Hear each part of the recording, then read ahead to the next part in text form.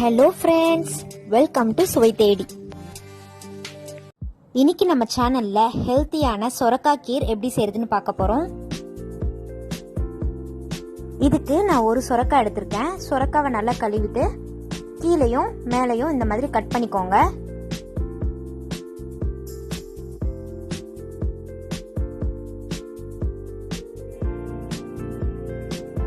இதோட தோலை நம்ம சீவி எடுத்துடலாம்.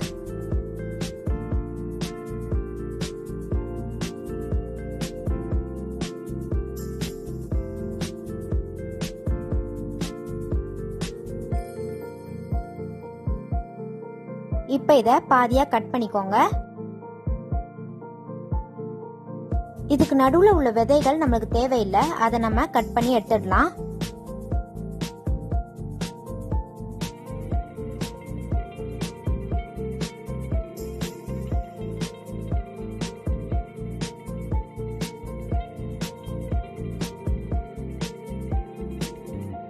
இப்போ சொரக்காவை நல்லா துருவி எடுத்துக்கோங்க.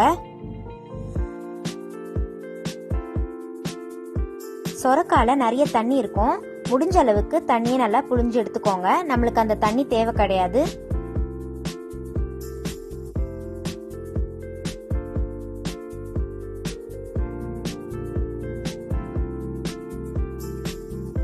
இப்போ நம்ம புழிஞ்ச தண்ணியை எடுத்து வச்சாச்சு. இப்போ நம்ம கீர் செய்ய ஸ்டார்ட் பண்ணிடலாம். இதுக்கு ஒரு பாத்திரத்துல நான் 1/2 லிட்டர் தண்ணி எடுத்திருக்கேன். இன்னைக்கு நான் பால் பவுடர்ல கீர் செய்யறதுனால இந்த மாதிரி தண்ணி கொதிக்க வச்சிருக்கேன். நீங்க பால்ல பண்றதா இருந்தீங்கன்னா 1/2 லிட்டர் பாலை நல்லா சுண்ட காய்ச்சி எடுத்துக்கோங்க. தண்ணி நல்லா கொதிச்சிருச்சு.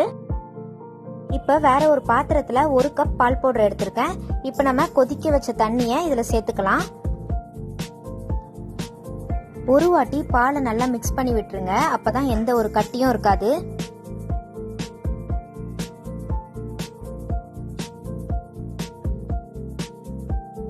பால் நல்லா பாதிக்கு பாதியா சுண்ட காய்ச்சி வரணும். அது வரைக்கும் நம்ம மீடியம் ஃப்ளேம்ல இதை குக் பண்ணிக்கலாம்.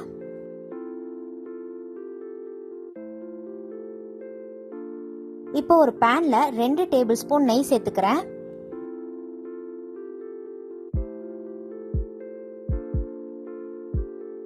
நெய் நல்லா சூடானதும் கட் பண்ணி வச்சிருக்க முந்திரி, பாதாம், 2 பேரிச்சம்பழத்தை கட் பண்ணி வச்சிருக்க அதை சேர்த்துப்போம்.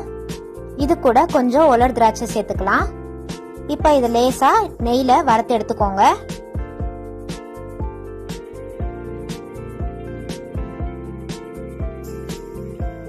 இப்போ திராட்சை நல்லா உப்பிடுச்சு. இப்ப இது எல்லாத்தையும் நம்ம தனியா எடுத்து வச்சிடலாம். இப்ப அதே நெய்ல நம்ம துருவி வச்சிருக்க சொரக்காவை சேர்த்துக்கலாம். பச்சை வாசம் போற வரைக்கும் இதை நல்லா வறுத்து எடுத்துக்கோங்க. 5 நிமிஷத்துக்கு அப்புறம் சொரக்காய் நல்லா ரெடி ஆயிடுச்சு. இதை தனியா எடுத்து வச்சிடலாம். பால் நல்லா சுண்டிடுச்சு. இது கூட ஒரு ஏலக்காவை இடிச்சு சேர்த்துக்கிறேன். நீங்க ஏலக்காய் பொடி இருந்தா அது கூட சேர்த்துக்கலாம். இது கூட நம்ம வறுத்து எடுத்து வச்சிருக்க சொரக்காவை சேர்த்துப்போம். சொரக்காவை நல்லா மீடியம் ஃப்ளேம்ல வேக விடுங்க.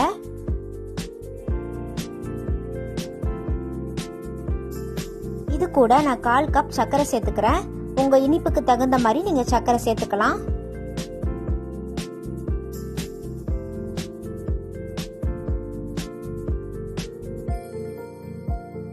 இது கூட நான் 1/2 டேபிள் ஸ்பூன் வெனிலா எசன்ஸ் சேர்த்துக்கிறேன். இது ஆப்ஷனல் தான்.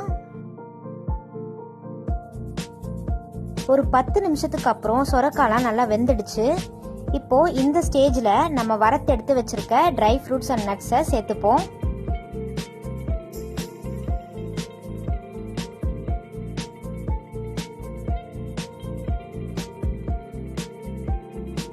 இந்த ஹெல்த்தியான சொரக்காய் பாயாசம் மற்ற பாயாசத்தை விட ரொம்ப ருசியா இருக்கும்.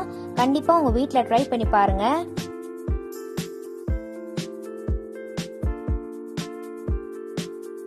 இந்த நோம்புக்கு இந்த ரெசிபியை ட்ரை பண்ணி பார்த்துட்டு மறக்காம உங்களோட கமெண்ட்ஸை எங்களோட ஷேர் பண்ணுங்க.